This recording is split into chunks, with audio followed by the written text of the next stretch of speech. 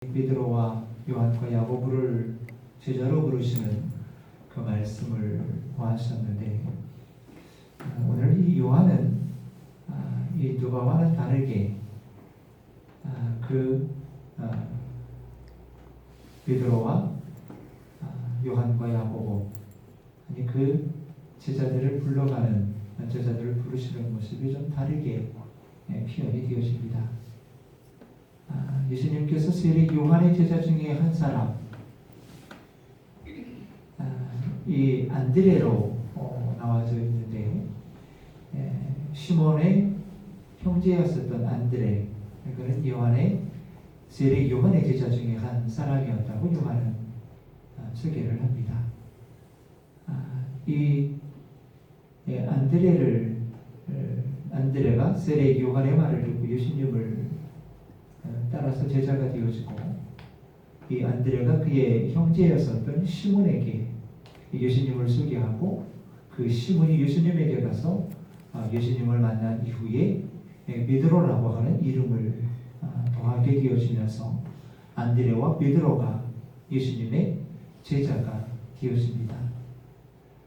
그 다음 날 예수님은 갈릴리로 가시다가 빌립을 만나게 되어지시는데, 이 빌립을 향해서 나를 따르라 라고 말씀하시자 이 빌립이 예수님을 따르게 되어지면서 또한 예수님의 제자가 되어지죠. 그렇게 예수님의 제자가 되어지는 과정들을 그리게 되어지는 것이 좀 다르게 나타나지기는 하는데, 그것을 말씀드리면 굉장히 좀 그렇고요. 어쨌든 예수님의 부름으로 이 제자가 되어진 이 빌립이 평소에 잘 알고 지내던 나다니엘을 찾아가서 모세의 율법에 기록하였고 여러 선지자가 기록한 그분을 내가 만났는데 요셉의 아들 나사렛 예수다 라고 말하면서 나다나엘에게 예수님을 전합니다. 이 빌립이 나다나엘에게 모세의 율법에 기록하였고 여러 선지자가 기록한 그분, 다시 말하면 구약 성서에 말하고 있는 그 메시아, 그 메시아의 상에 대해서 모세의 율법에 기록하고 여러 선지자가 기록한 분이라고 말했던 것은 이 나다나엘이 율법에 대해서 또한 성경에 대해서 잘 알고 있었던 사람이었고, 이 나다나엘은 그리스도를 기다리던 사람이었다라고 하는 것을 우리로 알게 합니다. 그러니까 이 나다나엘은 율법에 굉장히 잘 알고 있었고 선지자의 글도 굉장히 잘 알고 있었던, 그러면서 모든 이스라엘 사람들과 같이 메시아를, 그리스도를 기다리고 있었던 사람이었다라고 하는 거죠. 나다나엘은 그러니까 성경에 대해서, 말씀에 대해서, 그리스도에 대해서 잘 알고 있었던 사람이었습니다. 그에게 이 빌립이 그런 말을 하자 이 나다나엘은 빌립의 말을 듣고 웃으면서 말했을 겁니다. 뭐? 나사렛이라고? 야, 나사렛에서는 그리스도가 날 수가 없어. 나사렛에서 무슨 그리스도가 나냐? 이 나다나엘은 자신은 잘 알고 있다라고 확신을 했습니다. 이 성경에 대해서 잘 알고 있다라고 확신을 했어요. 그리스도에 대해서 잘 알고 있다라고 확신을 했어요. 나사렛에서는 선한 것, 즉 그리스도가 날 수 없다고 그는 알고 있었고, 자신의 그 알에 대해서 확신하고 있었습니다. 그러니까 내가 율법과 성경을 잘 알고 있는데 나사렛에서는 그리스도가 날 수 없어. 나사렛 그리스도는 있을 수가 없어. 빌립, 자네가 잘못 알고 있는 거야. 그는 아마 그리스도가 아닐 거야. 그런 거죠. 제가 자주 말씀드리지만 우리는 잘 알고 있다고 생각합니다. 그래서 내가 알고 있는 것 그 이상을 잘 생각하려고 하지 않고 보려 하지 않아요. 그러나 하나님의 역사는 언제나 우리의 생각과 예상 밖에서 이루어집니다. 나사렛에서 선한 것이 나게 하십니다. 저는 이거 지켜 굉장히 큰 은혜가 되어졌어요. 나사렛에서 선한 꽃이 납니다. 하나님의 역사는 늘 무시되어지던 땅, 비웃음의 땅, 사람들이 조롱하는 땅, 그 나사렛에서 선한 꽃이 나오게 하시기 때문입니다. 그리고 무시받던 사람, 조롱받던 사람, 천대받던 사람, 그 사람을 통해 하나님의 역사가 시작되어지기도 합니다. 사람에게는 버림을 받았을지 모르지만, 사람들은 버렸을지 모르지만, 하나님은 버리지 않으시고 포기하지 않으시기 때문입니다. 예수님은 건축자가 버린 돌처럼 버려졌지만, 하나님은 그를 머릿돌이 되게 하셨다라고 말씀하고 있습니다. 우리가 기억하시면 좋겠습니다. 나사렛에서 선한 꽃이 납니다. 나사렛에서 선한 꽃이 날 수 없다라고 하는 이 나다나엘의 말에 빌립은 단 아무 말을 하지 않습니다. 딱 한마디, 와서 봐라. 예수님이 자기를 부른 것과 동일해요. 와서 봐라. 너무나 확신을 찬 이 빌립의 말에 나다나엘이 예수님에게로 옵니다. 예수님께서 자기에게 오는 이 나다나엘을 보고 이렇게 말씀하시죠. 47절입니다. 47절을 함께 읽어봅니다. 예수께서 나다나엘이 자기에게 오는 것을 보시고 그를 가리켜 이르시되 보라, 이는 참으로 이스라엘 사람이라 그 속에 간사한 것이 없도다. 야, 이 사람은 참 이스라엘이 참 이스라엘입니다. 그 속에 간사한 것이 없습니다. 이 간사함이라고 하는 말의 헬라어 놀루스라고 하는 것은 이것저것을 막 섞어놓는 거예요. 그래서 이게 속임이라고 하는 뜻이고 거짓이라고 하는 뜻이 있어요. 요한이가 그러던데 요즘 뭐가 진실인지 모르겠다. 아니, 카톡을 나누면서 그러한 이야기를 하니 다 막 섞여 있어요. 막 섞여 있어요. 그래서 이게 속임이고 거짓이라고 하는 거예요. 그러니까 반대어는 뭐냐 하면 순결이고 순수라고 하는 뜻입니다.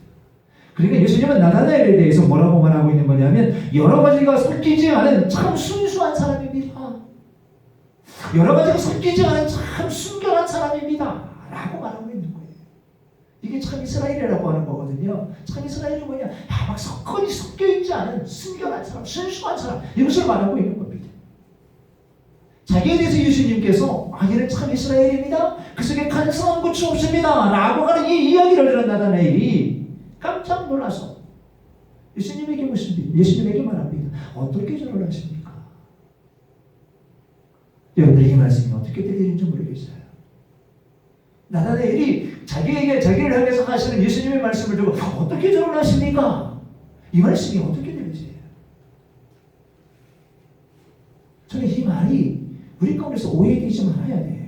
그러니까 우리가 예수님을 참 오해하는 것 가운데 하나인데 예수님은 자기를 너무 잘 알고 있는 것에 대해서 예수님이 나를 잘 알고 계시는구나. 예수님이 나의 상태에 대해서, 나의 마음에 대해서, 내 믿음에 대해서 모든 것을 너무나도 잘 알고 계시는구나. 예수님이 나를 꿰뚫어 보고 있구나 라고 하는 그런 뜻으로 말하고 있는 것이 아니거든요. 근데 우리는 자꾸 예수님에 대해서 그렇게 보려고 생각하고 그렇게 생각하려고 그래요. 어떻게 나를 아십니까? 이 말을 달리 말한다라고 한다면 그냥 달리 한 번 말한다라고 한다면 그런 거예요. 당신 나 알아요?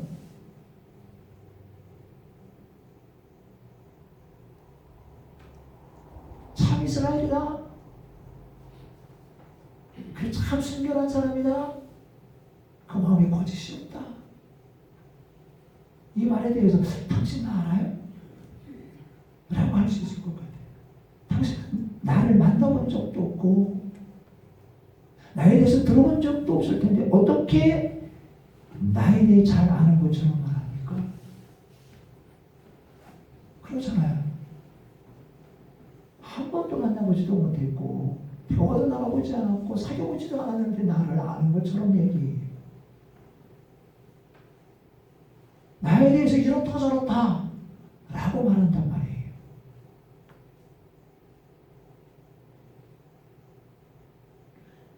위에 어린이집에 생길 때, 저희가 어린이집이라도 위에 어린이집에 생겼네요. 그 나중에 생겼잖아요. 그 진천에 있는 많은 원장님들이 다 반대를 하셨어요. 저희 위에 어린이집이 생기는 게. 큰 어린이집이 생기면 아무래도 그 어린아이들은 제한되어져 있고 그러다 보니까 반대를 하셨다고요. 근데 어쨌든 이 다른 원장님들이 다 반대를 했는데 중요했던 거는 아마 이제 우리 어린이집이었었던 것 같아요. 가장 가까이에 있는 어린이집. 저희도 별로 좋지는 않았죠.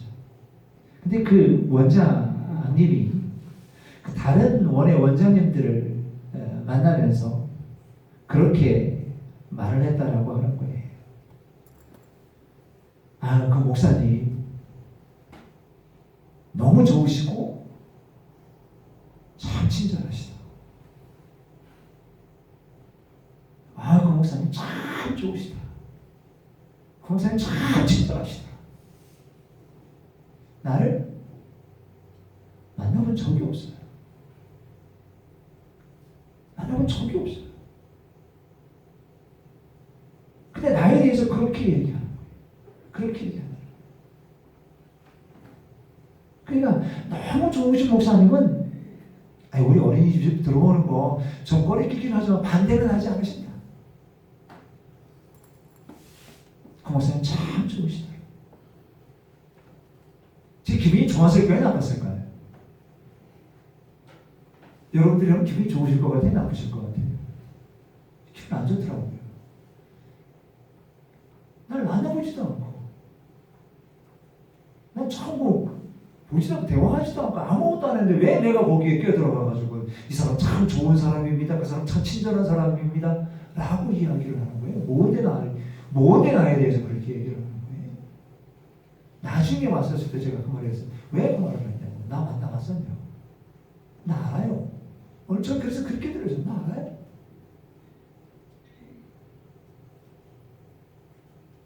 어떻게 나를 아십니까? 저는 이 말이 예수님의 인지 능력이 대단하셔서 나타내는 모든 것을 다 알고 계시는 것에 놀라는 그런 말로 들리지 않아요. 어떻게 보면 경계하는 거예요. 저 사람은 왜 저렇게 말하지? 한 번도 본 적이 없는 저 사람이 왜 나에 대해서 저렇게 말하지? 무슨 꿍꿍이가 있는 거야?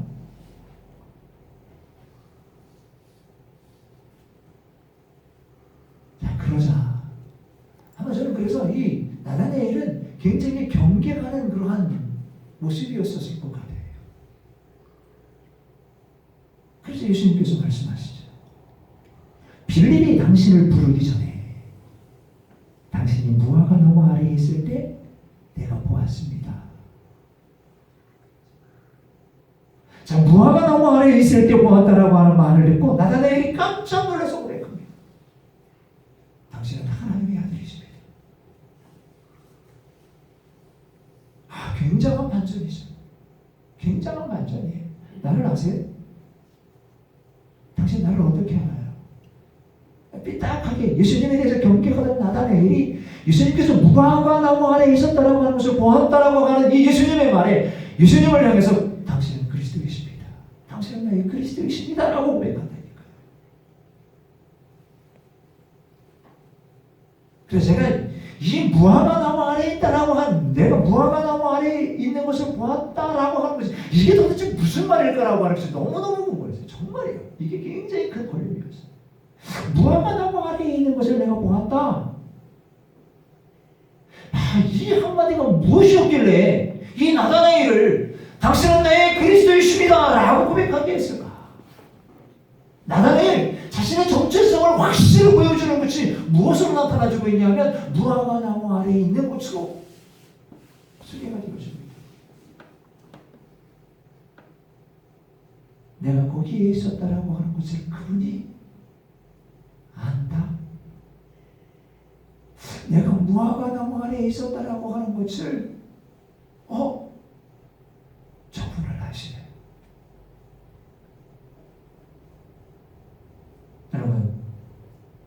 하나님께서 여러분이 어디에 있었다라고 하는 것을 알아주기를 원하세요.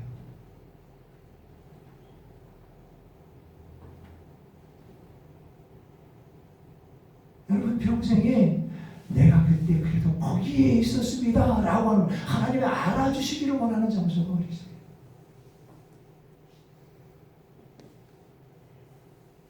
하나님은 하실 겁니다.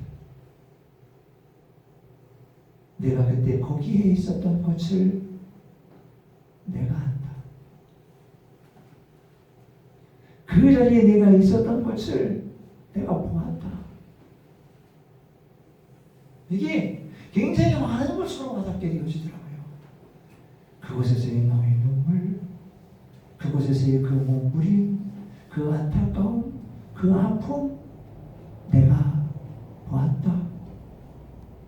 사실 저는 이 하나님이 너무 좋거든요.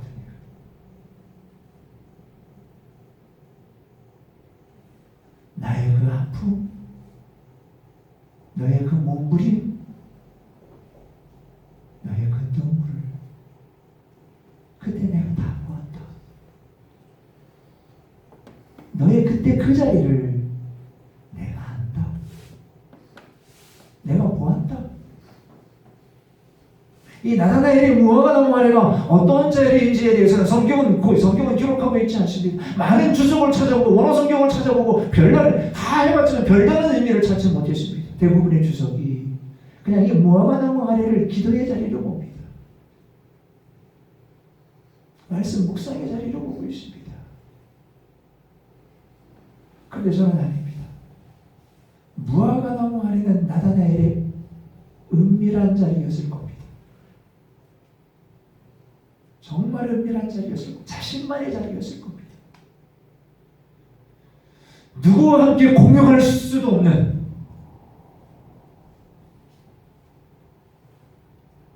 누구와 함께 공유하거나 공감할 수도 없는 자신만의 아픔과 슬픔 또는 자신만의 고민과 자신의 고통의 자리. 누구나 다 그런 자리 하나씩은 가지고 있지 않습니까?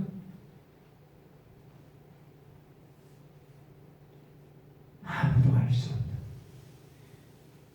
아무도 알아주지 않고 아무도 보아주지 않는 무화과나무 아래 고독과 고난의 자리.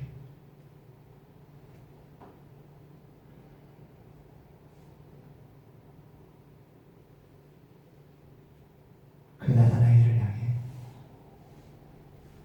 당신이 무화과나무 아래에 있을 때 내가 보았습니다. 내가 압니다.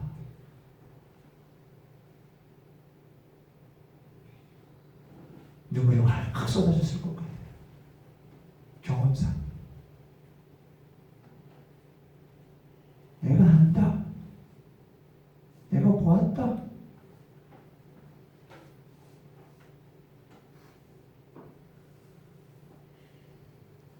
그때 눈물을 쏟았던 기억이 가장 많거든요. 아무도 모르는 줄 알았는데 당신은 알고 계셨군요. 당신은 나를 보고 계셨군요. 그러니까 뭐가, 당신은 나의 그리스도이십니다. 당신은 나의 위로자이십니다. 당신은 나를 구원하시는 분입니다.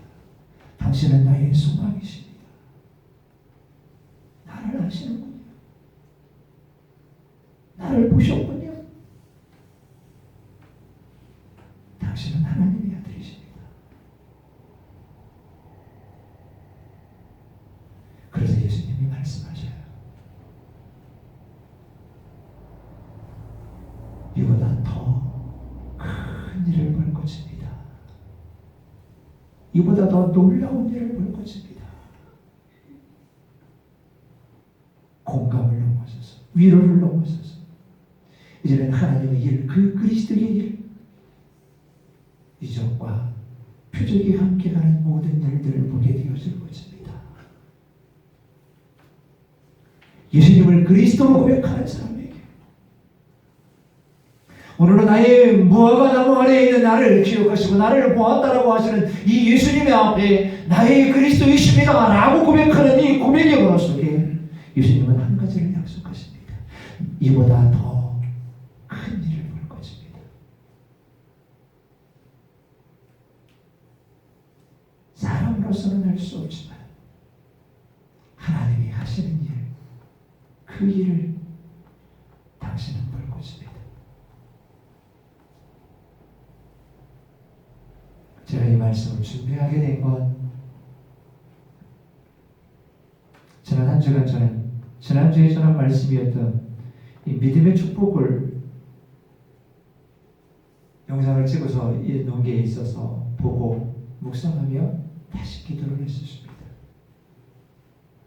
저 역시 많은 물고기를 잡은 것을 감사하고 찬양하는 것처럼 말씀드렸죠. 말씀이 끝나는 것처럼 합니다.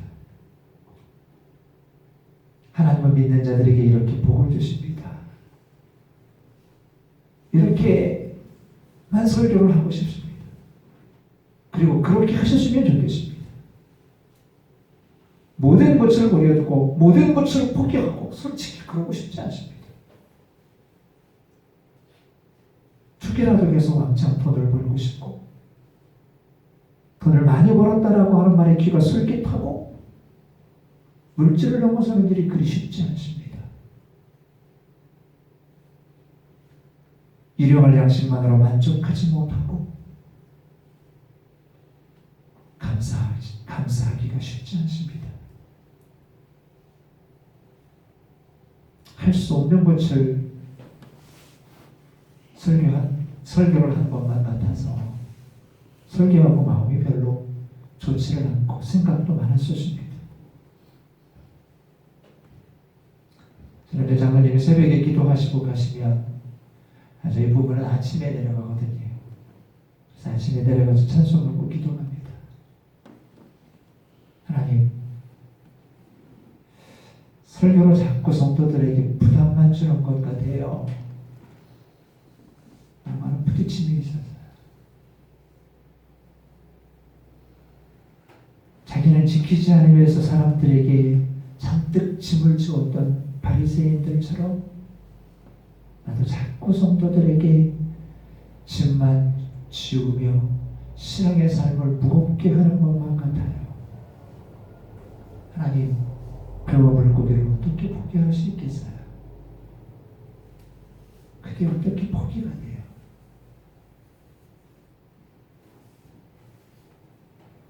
여러분들이 그럴 수 있으십니까?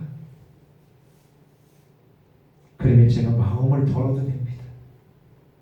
저의 아침 일기를 보니까 목요일이었습니다. 월요일부터 이런 마음으로 기도했는데 목요일 말씀 하나가 제 마음에 꽂힌 게 다른 것이 아니라 이보다 더 큰 일을 보리라 라고 하는 거죠. 이보다 더 놀라운 일을 보리라. 나는 여기에 머물고 싶은데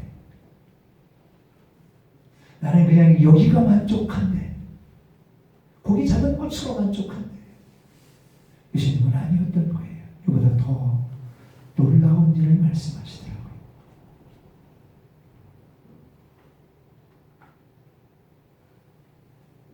그래서 베드로와 그 동료들이 고기 잡힌 것을 보고 놀라잖아요. 여기 놀랐다라고 하는 말이 포우여라고 말씀을 드렸습니다. 무서워서 도망가는 거라고요. 몹시 두려워하는 거라고. 이와 똑같은 말이 똑같은 단어로 사용되어진 것이 마가복음 4장 38절 이하를 보게 되어지면 예수께서 고물에서 주무실 때에 큰 광풍이 불어 물이 배를 때리고 그의 물이 차오르자 제자들이 주무시는 예수님을 막 흔들어 깨웁니다. 예수님, 우리가 죽게 되어졌습니다. 죽게 되어졌습니다. 우리를 도와주십시오. 예수님께서 일어나셔서 바람과 바다를 향해 꾸짖으시자 잠잠해라, 고요해라. 그러자 바람과 바다가 잔잔해집니다. 이를 본 제자들이 심히 두려워하며 서로 말하되 그가 누구이기에 바람과 바다도 순종하는가? 라고 합니다. 이때 심히 두려워했다라고 하는 말이 부으며 고기를 잡고 그 잡은 고기로 말미암아 놀랐다 부으며 똑같은 단어를 사용합니다. 놀라운 일이었어요. 두려운 일이었어요. 우리가 그 일 속에서 무엇을 보는 것이 더 중요하다라고 하는 겁니까? 하나님의 일하시는 보는 것이 더 중요합니다. 더 큰 일을 보리라. 그것을 본 믿음의 사람들이 뭐 하는 거냐? 더 큰 일을 보는 거죠. 고기를 많이 잡은 일보다 더 큰 일. 그분이 나의 그리스도라고 하는 더 소중한 것을 보는, 더 귀중한 것을 보는. 그래서 우리 아이들이 미디어에 대해서, 그러니까 이 스마트폰들에 대해서 고민이 너무 많으시잖아요. 그렇잖아요. 아이들은 뭐 이 자체도 중요하다라고, 그것도 자기의 일이라고 그러는데 굉장히 중요하잖아요. 이게 뭐 정말 그럴 수도 있죠. 이게 뭐 자기랑 들어가서 게임을 안 하고 그러면 아이들하고 소통이 안 되고 그러니까. 근데 고민이잖아요, 사실. 싸움이고 고민이고 매일 이거 갖고 싸우는 것 같아요. 우리 혜인이의 그 소원이 엄마하고 누나하고 싸우지 않는 것이라고 카톡에 되어져 있는 거 보니까 어쨌든 누구나 지금 그런 것 같아요.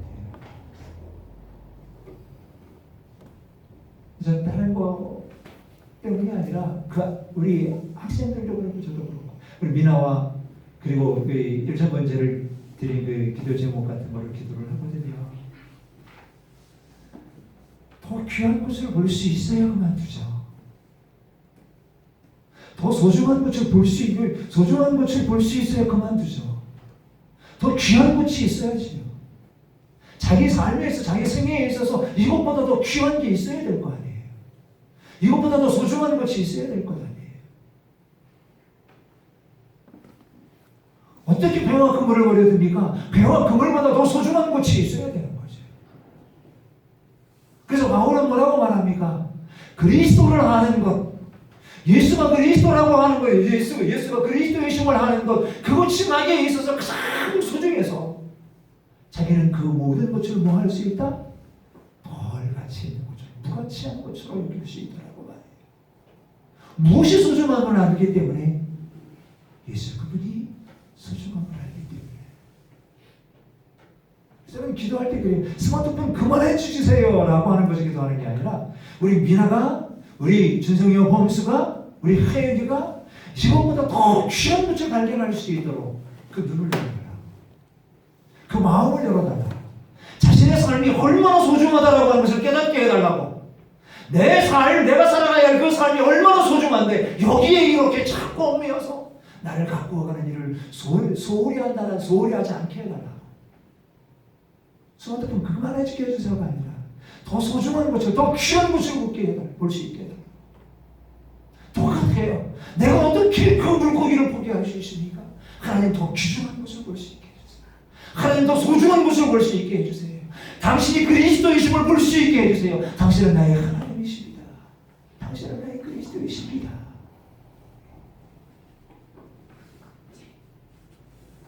더 놀라운 것을 보리라.